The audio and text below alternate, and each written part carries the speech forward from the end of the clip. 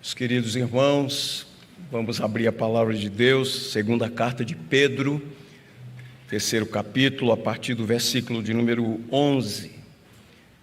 Por bondade de Deus, temos estudado essa preciosa epístola e hoje é a última mensagem dessa série. Então, que Deus ilumine os olhos do nosso coração, nos dê o bom entendimento e que o nome dele seja glorificado. Então vamos acompanhar a leitura, segunda carta de Pedro, capítulo 3. Depois de ter falado dos acontecimentos daquele dia, então ele escreveu pelo Espírito Santo: visto que todas essas coisas hão de ser assim desfeitas, deveis ser tais como os que vivem em santo procedimento e piedade, esperando e apressando a vinda do dia de Deus, por causa do qual os céus incendiados serão desfeitos e os elementos abrasados se desfarão. Nós, porém, segundo a sua promessa, esperamos novos céus e nova terra, nos quais habita a justiça. Por essa razão, pois, amados, esperando essas coisas, empenhai-vos por serdes achados por Ele em paz, sem mácula e irrepreensíveis. E tendo por salvação a longanimidade de nosso Senhor, como igualmente o nosso amado irmão Paulo vos escreveu, segundo a sabedoria que lhe foi dada, ao falar acerca desses assuntos, como de fato costuma fazer em todas as suas epístolas, nas quais há certas coisas difíceis de entender, que os ignorantes e instáveis deturpam, como também deturpam as demais escrituras para a própria destruição deles. E vamos ler juntos versos 17 e 18. Vós, pois, amados, prevenidos como estáis de antemão, acautelai-vos, não suceda que, arrastados pelo erro desses insubordinados, descaiais da vossa própria firmeza. Antes crescei na graça e no conhecimento de nosso Senhor e Salvador Jesus Cristo. A Ele seja a glória, tanto agora como no dia eterno. Amém. Amém. Ó Deus, aqui estamos na Tua presença santa, poderosa. Estamos diante da Tua palavra, que é viva e eficaz. E agora nós rogamos que o Senhor nos visite aqui, nos abençoe, nos ilumine, nos dê entendimento. Nós sabemos que o homem natural não compreende as coisas do Espírito de Deus. E nós que somos Teus, que somos habitados pelo Espírito do Senhor, carecemos da iluminação do Espírito Santo. Então, guia-nos a toda a verdade e que saiamos daqui renovados, Pai, e que o nosso coração se incline a dizer: Maranata, vem Senhor Jesus. É no nome dele que nós oramos. Amém. Amém. Deus nos abençoe. Queridos, eu gostaria que todos permanecessem com a Bíblia aberta. Eu quero fazer daqui a pouco, apresentar uma síntese desse capítulo 3. Queria começar essa exposição com uma palavra de Paulo, quando ele pregou em Atenas, lá no Areópago, e ele apresentou o Senhor Deus como o Criador, o Mantenedor, o Redentor e o reto e justo juiz. E em Atos dos Apóstolos, capítulo 17, verso 31, está escrito: porque Deus estabeleceu um dia em que julgará o mundo com justiça, por meio de um homem que ele escolheu, e deu certeza disso a todos, ressuscitando dentre os mortos. Porque nós sabemos e temos certeza de que haverá um dia de juízo, porque o Senhor autenticou essa palavra com a ressurreição do nosso Senhor Jesus Cristo. Então, atentem bem para essa palavra que Lucas registrou do sermão de Paulo lá no Areópago. Então vejam, Deus soberanamente determinou o dia em que haverá de julgar o mundo. Então, esse dia já foi marcado no calendário de Deus. Nós não sabemos quando esse dia ocorrerá, mas Deus determinou e Ele virá fazer o julgamento do mundo. Isso é um fato, Ele já determinou. O texto de Pedro diz, nos versículos anteriores, que Ele virá, e usa essa analogia, virá como um ladrão. A ideia aqui é que o dia do Senhor virá sem aviso, inesperadamente. Imagine aqui você na sua atividade normal, segunda-feira, você vai levar os filhos para a escola, e está pensando já nos engarrafamentos, nos trânsitos, né? Então você está lá preocupado, o menino colocou a farda, fez o dever, colocou os livros, temos que sair 5 minutos antes, porque 5 minutos depois já estamos no engarrafamento. Então está todo mundo, você indo para o seu trabalho, para a sua atividade, para a sua faculdade, vida normal, e de repente, todos somos surpreendidos. Assim será no dia do Senhor. Um dia de surpresa, Ele virá sem aviso, inesperadamente. Nós não sabemos o dia e nem a hora. Algumas pessoas tentaram marcar dia e hora, uma grande insensatez, porque o próprio Senhor disse, daquele dia e hora ninguém sabe. Mas o que nós sabemos é que Ele virá. Ele virá para buscar a sua igreja e virá para julgar o mundo. Então, queridos, tudo o que precisamos saber é como devemos viver até lá. E esta é a essência da mensagem dessa noite. Ele virá. Então, como eu não sei o dia, como devo viver até aquele dia? Nós devemos ser, obviamente, vigilantes, diligentes e devemos olhar para frente. Então, para a gente entender o que Pedro está dizendo, queria que você olhasse comigo agora para esse capítulo 3. E esse capítulo 3, que tem 18 versículos, ele tem 3 divisões. Primeira divisão, versículos de 1 a 10, ele fala sobre o dia do Senhor. É esse dia da volta do Senhor. Os versos 1 e 2, ele diz que está esclarecendo ou despertando as mentes esclarecidas. Mas ele diz também, versos 3 e 4, que nos últimos dias, esse período de tempo entre a primeira e a segunda vinda de Cristo, surgirão escarnecedores, zombadores. E naqueles dias de Pedro, eles estavam dizendo, onde está o cumprimento da promessa? Desde que os pais dormiram que nós ouvimos falar sobre isso. Onde está o cumprimento da promessa? Haverá zombadores. Eles existiram no passado e eles existem no presente tempo. Eles são os escarnecedores, os zombadores, desprezadores da palavra do Senhor. Versículos de 5 a 7 fala da destruição. O mundo já foi destruído com água e agora com fogo. Então, queria só abrir um parênteses aqui e dizer o seguinte: investir apenas aqui não parece ser muito sábio, né? Porque se a gente investe apenas aqui e não na eternidade, você pode ter certeza de uma coisa: ninguém levará nada daqui. E não é sem razão que a palavra de Deus nos ensina constantemente, né? Palavras de Jesus: buscar em primeiro lugar o reino de Deus e a sua justiça, as demais coisas serão acrescentadas. É impressionante, temos essa tendência, o pecado gerou isso em nós. Queremos nos apegar às coisas terrenas. Parece que o que nos traz felicidade é ter. O sucesso de uma vida é medida pelo êxito, sucesso profissional, sucesso econômico, financeiro, o poder. Quando alguém olha assim para o seu patrimônio e diz: olha, eu comecei do nada e olha aí o que eu tenho, né? Olha, quando alguém chega a esse ponto e tudo isso foi conquistado com a bênção de Deus e licitamente, é motivo de gratidão. No entanto, Jesus disse: o nosso coração não deve estar nessas coisas.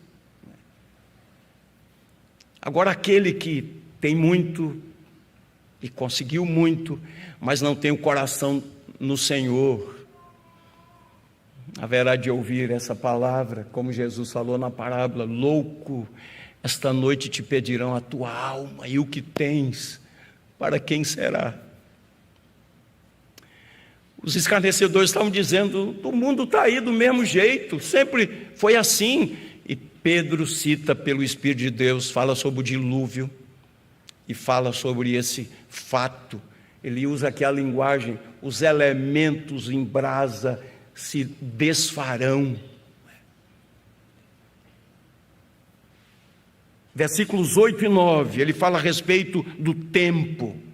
E ele cita aqui literalmente parte do Salmo 90. Salmo 90 que fala da transitoriedade do ser humano e da eternidade de Deus. E diz lá: um dia para o Senhor como 1000 anos, 1000 anos como um dia. Deus não está limitado pelo tempo.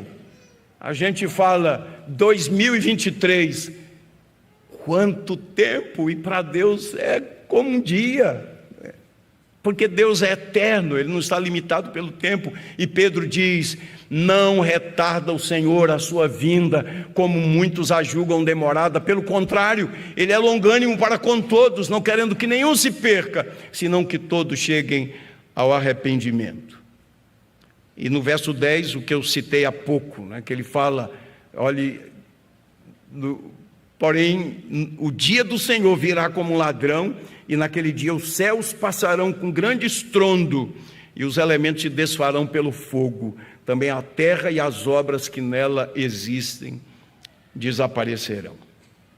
Segunda parte, versículos de 11 a 13, ele fala sobre a consumação de todas as coisas. E a partir do verso 14 até o verso 18 nós temos as exortações finais.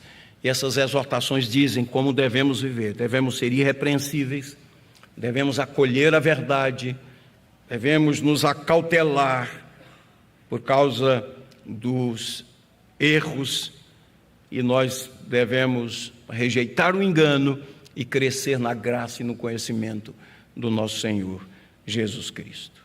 Então vamos começar versículos 11 e 12, e essa é a essência da mensagem: como devemos esperar o Senhor. Então vou ler versos 11 e 12. Pedro fala com essa convicção: uma vez que tudo será assim desfeito, vocês devem ser pessoas que vivem de maneira santa e piedosa, esperando e apressando a vinda do dia de Deus. Por causa desse dia, os céus incendiados serão desfeitos e os elementos se derreterão pelo calor. Nós temos aqui nos versos 11 e 12 a descrição de uma conflagração catastrófica que destruirá o mundo com fogo. Nós temos outras profecias, por exemplo, a profecia de Joel, capítulo 2, verso 20, que foi citada por Pedro no dia de Pentecostes, naquele sermão poderoso que ele pregou. E Joel, falando sobre a vinda de Cristo, ele diz lá que a lua se transformará em sangue e o céu se contrairá como um pergaminho. Então, o que é que Pedro está dizendo aqui pelo Espírito de Deus? Visto que todas essas coisas se desfarão assim, qual deve ser a conduta do cristão? Essa é uma palavra para mim e para você. Qual deve ser a nossa conduta? Queridos, às vezes a escatologia é estudada, essa doutrina das últimas coisas, apenas por curiosidade. As pessoas estão apenas querendo adquirir conhecimento, apenas buscando a clareza doutrinária, mas os cristãos, quando estudam a escatologia, eles devem ser conduzidos para as consequências práticas da vida, uma vez que essas coisas acontecerão. E mesmo que você não creia, Jesus voltará. E mesmo que você não creia, o Senhor já determinou o dia. E mesmo que você não creia, os elementos se desfarão e haverá um novo céu e uma nova terra. Então a palavra é: que tipo de pessoa devemos ser. Em primeiro lugar, então, verso 11 fala de nossa conduta. O impulso para a santa conduta e para a devoção provém do conhecimento claro acerca do futuro. A ideia aqui é que nós devemos ter uma conduta santa. A palavra santo na Escritura Sagrada significa literalmente separado, separado para o Senhor. Ou seja, é uma vida para a glória do Senhor, para o agrado do Senhor, uma vida de intimidade com o Senhor. Daí a palavra devoção, dedicação, consagração. Que nós não sejamos controlados, queridos, pelas coisas da terra e atentemos bem para uma vida santa e uma vida piedosa. Quando Paulo escreveu Romanos capítulo 13, que foi inclusive o texto da conversão de Agostinho de Hipona, está lá capítulo 13, a partir do verso 11: vai alta a noite, vem chegando o dia, deixemos as obras das trevas, vistamo-nos das armas da luz, andemos dignamente como em pleno dia, não em orgias e bebedices, não em impudicícias e dissoluções, andemos dignamente. E é isso que Pedro está dizendo: visto que essas coisas serão assim, nós devemos ter um santo procedimento, uma vida devotada ao Senhor. Tem um texto aqui que eu gostaria de ler para vocês, primeira carta aos Tessalonicenses. As duas cartas de Paulo aos Tessalonicenses falam sobre escatologia. Capítulo 5, a partir do verso 4, assim diz a palavra de Deus: mas vocês, irmãos, não estão em trevas, para que esse dia os apanhe de surpresa como ladrão, porque vocês são filhos da luz e filhos do dia. Nós não somos da noite nem das trevas. Assim, pois, não durmamos como os demais, pelo contrário, vigiemos e sejamos sóbrios. Ora, os que dormem é de noite que dormem, os que se embriagam é de noite que se embriagam. Nós, porém, que somos do dia, sejamos sóbrios, revestindo-nos da couraça da fé e do amor, e tomando como capacete a esperança da salvação, porque Deus não nos destinou para a ira, mas para alcançar a salvação mediante o nosso Senhor Jesus Cristo, que morreu por nós, para que, quer vigiemos, quer durmamos, vivamos em união com Ele. Portanto, consolem uns aos outros e edifiquem-se mutuamente, como vocês têm feito até agora. Uma vez que essas coisas serão assim, e elas serão assim, nós devemos viver em santo procedimento, em devoção, vida de intimidade com Deus, vida de comunhão com o Senhor, fazendo uso dos meios de graça, participando ativamente dos sacramentos, da vida da igreja, dos cultos, crescendo a cada dia, como vamos falar na parte final. Vida piedosa. Eu sou do Senhor. Nós não sabemos o dia nem a hora, mas nós sabemos que Ele virá e queremos ser achados assim, queridos. Nós somos do dia. Por quê? Porque nós somos alcançados por aquele que é o sol da justiça. Então, todas as áreas da nossa vida, aqui, quando nos reunimos no santuário para o culto a Deus, mas amanhã, se Deus nos permitir vida, na sala de aula, no escritório, na repartição pública, no consultório, no laboratório, onde quer que você tenha sido colocado pelo Senhor, nas suas atividades do lar, santo procedimento, vida santa, porque somos do Senhor, andando na luz. Segundo lugar, versículo 12, nós devemos ansiar para que o Senhor venha. E ele usa aqui dois verbos, esperar e apressar. Você sabe que há uma regra fundamental de interpretação da Bíblia. O princípio é: Escritura interpreta Escritura. A Bíblia não é contraditória. Nós somos contraditórios, né? Nós temos dificuldade de compreender. Mas a Bíblia, ela mesma interpreta a Escritura. Ora, começamos dizendo que Deus já determinou o dia. E agora Pedro diz que devemos apressar. Ora, se Deus já determinou o dia, como devemos apressar esse dia, né? Vamos entender então, porque a Bíblia precisa ser estudada também no seu contexto. Vamos entender o significado desses dois verbos. O verbo aqui, esperar, fala sobre a paciência da esperança. A esperança é viva, e esperar é fazê-lo pacientemente. Ele virá. Mas o problema está aqui no verbo apressar, porque a ideia é também de acelerar. Eu sei que alguns interpretam esse texto dizendo: como é que nós apressamos o dia do Senhor? Quando o último eleito for alcançado, Jesus irá. Então nós devemos fazer o trabalho de evangelização. Devemos trabalhar aí, nos unir com os irmãos do Ministério de Missões, fazer o trabalho, avançar a obra de Deus, né? Mas quando nós lemos aqui o texto, dentro desse contexto, queridos irmãos, apressar, a ideia é de desejar ardentemente. Essa é a ideia. Esperar com esperança, e apressar é desejar ardentemente. É esse o sentido da palavra Maranata. Vem, Senhor Jesus.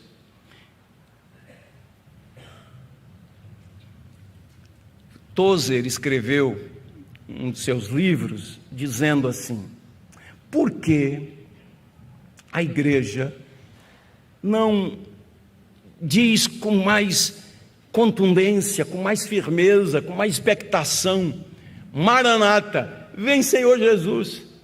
Porque os irmãos primitivos, eles diziam isso, quando eles se reuniam e diziam Maranata, eles estavam invocando a bênção de Deus para aquela reunião, mas eles estavam também esperando a volta gloriosa do Senhor Jesus. Os cristãos primitivos esperavam a volta de Jesus na sua própria geração. Paulo fala sobre isso. Ele mesmo tinha essa expectação da volta do Senhor. Mas é impressionante, por alguma razão, em algum momento da história, a igreja perdeu essa expectação. Geralmente quando queremos que Jesus volte logo, quando estamos em tribulação, não é verdade? Quando a dor é intensa, quando o sofrimento é ali contínuo, demorado, e a gente, eu não aguento mais, vem, Senhor Jesus, né? Eu não aguento mais viver nesse mundo caído, né? Eu quero a volta do Senhor Jesus. Mas é bastante que as coisas melhorem um pouco, fiquem mais tranquilas, né? Ó Senhor, que o Senhor venha, mas primeiro, eu tenho alguns sonhos, Senhor, tenho alguns projetos, né? Mas que o Senhor venha, mas só depois, né, Senhor? Queridos, apressar o dia do Senhor é desejar ardentemente. Pertinho de nós aí, Apocalipse capítulo 22, verso 17. O Espírito e a noiva dizem: vem. Aquele que ouve, diga: vem. Aquele que tem sede, venha. E quem quiser, receba de graça da água da vida. Vem, Senhor Jesus. Apocalipse 22, verso 16. Eu, Jesus, enviei o meu anjo para dar testemunho dessas coisas a vocês nas igrejas. Eu sou a raiz e a geração de Davi, a brilhante estrela da manhã. Vem, Senhor Jesus.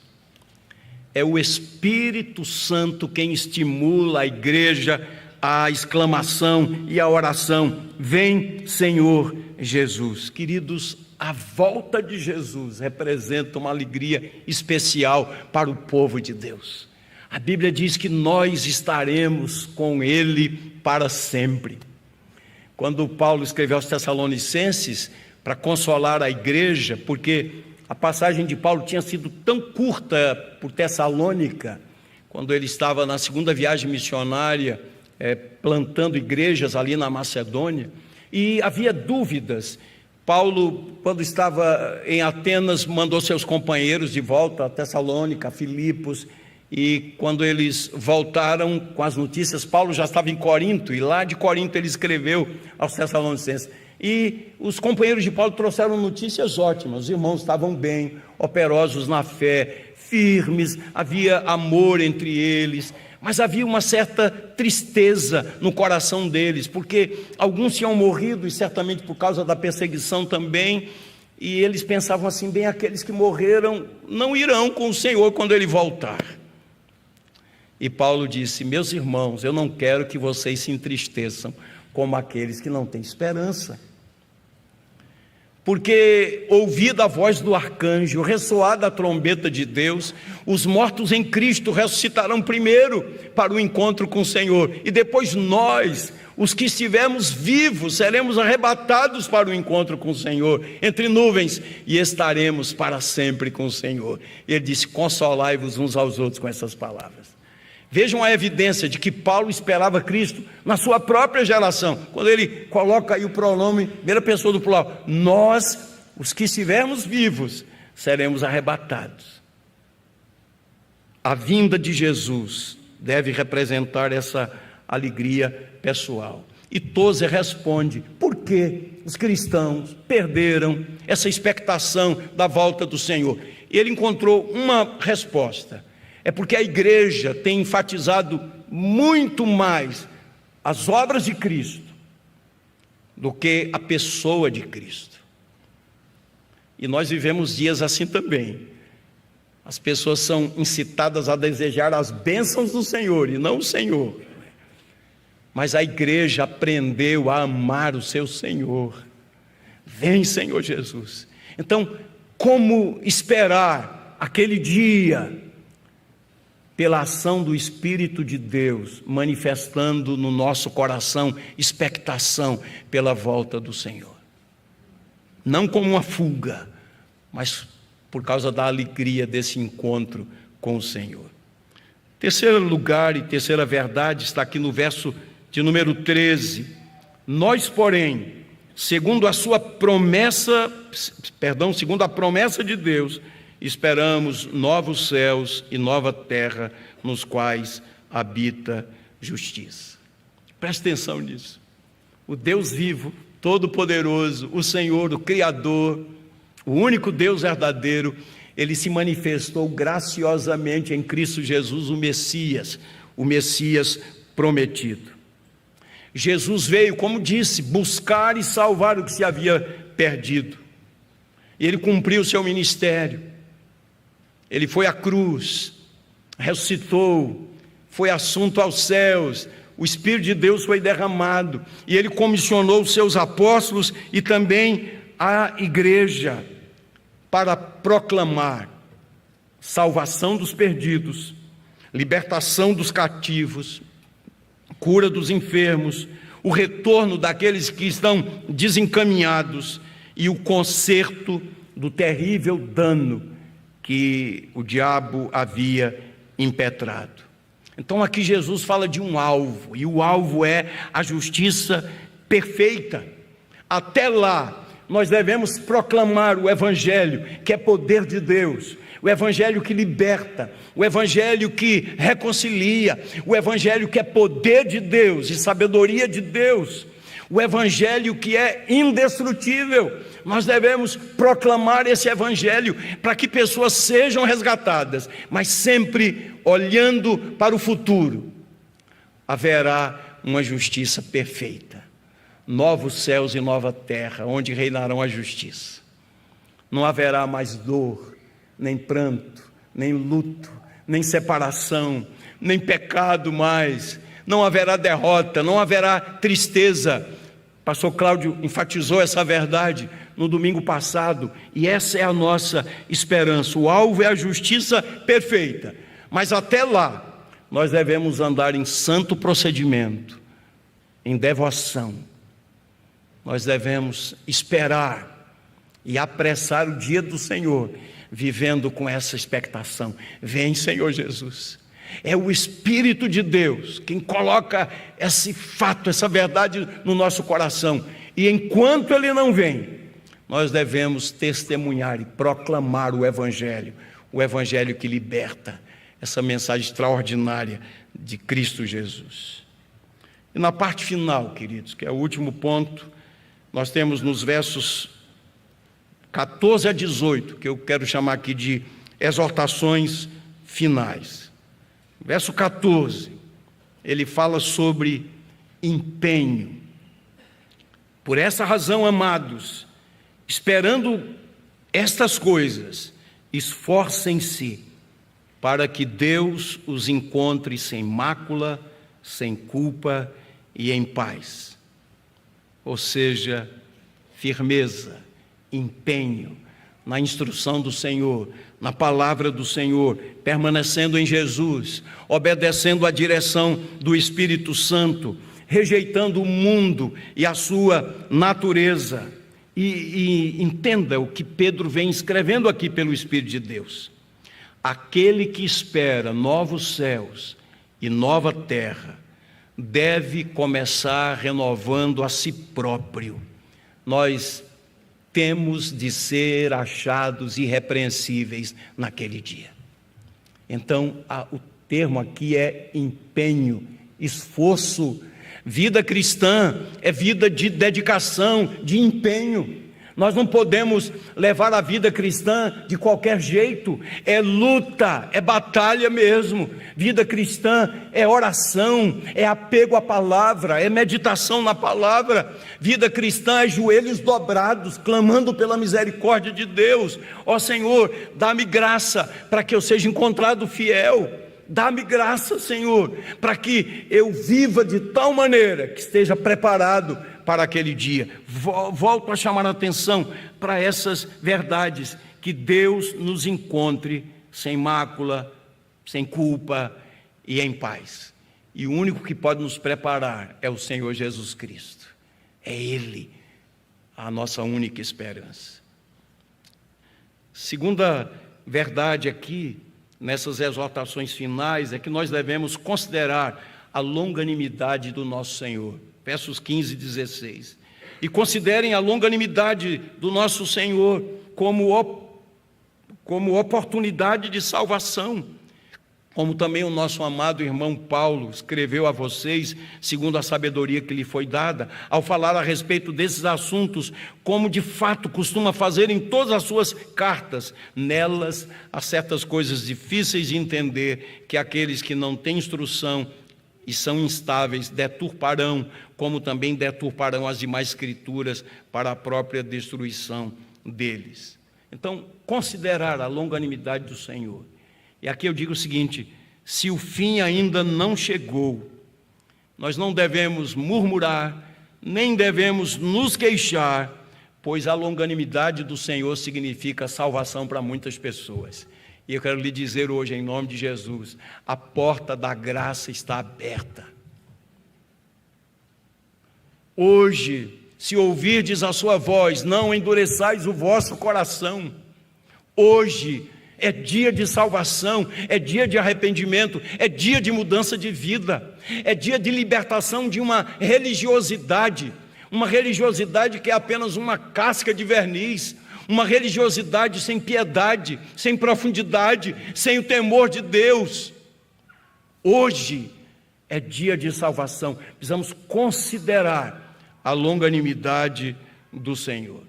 E aqui eu queria fazer dois destaques. Primeiro, a humildade de Pedro, que era um apóstolo e foi um dos líderes da igreja, mas ele próprio reconhecia que Paulo escrevia algumas coisas difíceis de compreender. E ele diz que os inimigos e os falsos mestres, no contexto aqui da carta, estavam deturpando, como costumam fazer e deturpam outras partes das Escrituras. Queridos, como tem sido comum nesses dias, pessoas que distorcem as verdades de Deus, que pegam o texto bíblico, que tiram do seu contexto, pessoas que submetem que submetem a palavra de Deus às suas próprias ideias, que deturpam as Escrituras. Mas há uma advertência muito séria aqui àqueles que assim procedem. Eles não têm instrução, são instáveis, por isso deturpam as Escrituras e eles o fazem para a sua própria destruição. Um alerta. A terceira exortação dessas exortações finais está no verso 17. Ele fala a respeito de vigilância. Aqui é uma advertência para todos nós. Portanto, vocês, meus amados, visto que já sabem disso, tenham cuidado para que não sejam arrastados pelos erros desinsubordinados e caiam da posição segura em que se encontram. Naquele contexto, para os primeiros leitores, os falsos mestres, um gnosticismo incipiente que estava invadindo a igreja, deturpando o evangelho, tirando o poder da pessoa bendita de Jesus em seus falsos ensinamentos. Para aquela igreja, a palavra é cautela, cuidado com os falsos mestres. Para nós hoje, é uma palavra de advertência também, cuidado com esses pregadores da televisão, que pregam um evangelho adulterado, um evangelho das coisas, um evangelho centrado no homem, um evangelho que não é o evangelho de Cristo, um evangelho sem cruz e sem sangue, um evangelho que não fala de arrependimento, de mudança de vida, mas o evangelho da oferta tentadora. Cuidado com esses falsos mestres, cuidado com esses pregadores também da internet, esses pregadores do YouTube, que falam que tem milhares e milhares de seguidores, mas que não pregam a verdade de Deus, que deturpam as Escrituras. Não se deixem levar por sua eloquência, pelo seu engano. E aqui é uma palavra, acautelai-vos. A ideia é cuidado. Façam como os irmãos de Bereia, foram mais nobres do que os de Tessalônica. Eles ouviram com toda a avidez e foram conferir escritura com escritura para ver se de fato era assim. Cautela, queridos irmãos. Por fim, ele fala sobre crescimento, e eu queria ler novamente com você o verso 18. Antes crescei, vamos lá? Antes crescei na graça e no conhecimento de nosso Senhor Jesus, Salvador Jesus Cristo. A Ele seja a glória, tanto agora como no dia. A ideia é a seguinte: cresça espiritualmente, que a sua vida cristã conheça o que significa o progresso, que você cresça, que você amadureça, que você cresça na graça, no conhecimento do Senhor Jesus. Queridos, quando nós nos tornamos discípulos de Cristo, nós entramos na sua escola para sempre, até aquele dia. Então nós devemos crescer, devemos procurar aprender a cada dia algo novo de Deus e do reino de Deus, conhecer, inclusive conhecer Sofonias, né? Fernando Trajano. Toda a Escritura, todo o conselho de Deus. E olhem para o texto, vejam que essa admoestação contém 3 afirmações sobre Jesus. Ele é o Senhor, Ele é o Salvador, Ele é o Messias, o Cristo. E alguém fez essa oração: Senhor, ajuda-me a não esquecer quem Tu és e quem eu sou. Ajuda-me a não esquecer quem Tu és e quem eu sou. É o Teu reino, não o meu. É a Tua glória, não a minha glória. Aqui está escrito: a Ele seja a glória. Queridos, na prática isso significa tornar-se cada vez menor aos próprios olhos e cada vez mais carente da graça e do conhecimento do Senhor Jesus. Crescer, continuar crescendo, pelo fato de que o nosso Senhor se torna cada vez mais grandioso para nós. E quanto mais o conhecermos, mais o amaremos. E quanto mais amarmos o Senhor, mais ansiaremos pela sua volta. Teremos comunhão com Ele, intimidade com Ele. Viveremos para a glória dEle. A Ele pertence a glória. Preste atenção nisso. O dia da eternidade revelará que Jesus é o Senhor. Será um dia de pavor para os hereges e um dia de alegria para a sua igreja, porque todo joelho se dobrará. O mais vaidoso agnóstico, se não se arrepender, o mais orgulhoso ateu, que se vangloria, meu ateísmo é filosófico, meu ateísmo tem fundamentação, se não se arrepender, todo joelho se dobrará e toda língua confessará que Jesus é Senhor, para a glória de Deus Pai. Agora, que maravilha é quem já o fez, quem já confessou Jesus como Senhor e Salvador, e naquele dia ser encontrado. Não vai ser maravilhoso, queridos irmãos? Nós não temos ideia, porque Paulo diz lá, segundo aos Coríntios, que ele foi arrebatado ao terceiro céu, e ele viu coisas que não é lícito ao homem referir. Então, qual é a palavra de Deus para nós hoje? Jesus voltará. Isso é fato. Então, como devemos viver, já que Ele voltará? Em santo procedimento e piedade. Nossa vida precisa ser avaliada à luz da presença de Deus agora. Nossa vida precisa estar em ordem. Nosso casamento precisa estar em ordem. Nossa relação com os nossos filhos precisa estar em ordem. Nossos negócios precisam estar em ordem. Não podemos ter uma vida paralela. Uma vida digna pela graça de Deus. Nossos relacionamentos na igreja, enquanto irmãos, família de Deus, esses relacionamentos devem ser saudáveis toda a nossa vida, na dependência de Deus, santo procedimento e piedade, com esperança, viva esperança, e com expectação. Vem, Senhor Jesus, que o Senhor desperte no nosso coração esse amor por Ele. Isso significará menos apego às coisas terrenas.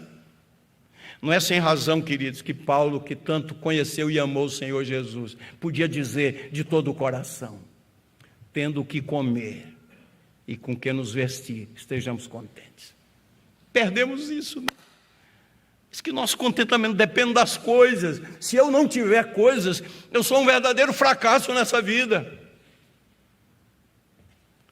Aos Filipenses, agradecendo aquele donativo, ele disse: estou falando essas coisas não por causa da oferta, não por causa dos donativos, o que importa para mim é que aumente o fruto do vosso crédito. Eu aprendi a viver contente em toda e qualquer situação, tanto sei ser honrado como humilhado. Tenho experiência de fartura e de escassez. Tudo posso naquele que me fortalece. E é por isso que Paulo enfrentava um conflito santo. Eu não sei o que escolher. Olha o conflito dele: permanecer aqui dando fruto, ou partir e estar com Cristo, que é incomparavelmente melhor. Olha o conflito de Paulo. Mas por vossa causa é necessário que eu permaneça. Então esse homem podia dizer: para mim o viver é Cristo, o morrer é lucro. Cristo era a sua vida. Cristo é a nossa vida, queridos.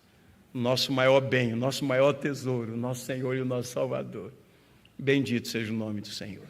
Então, uma palavra para a igreja: estejamos preparados, crescendo espiritualmente, amando o Senhor.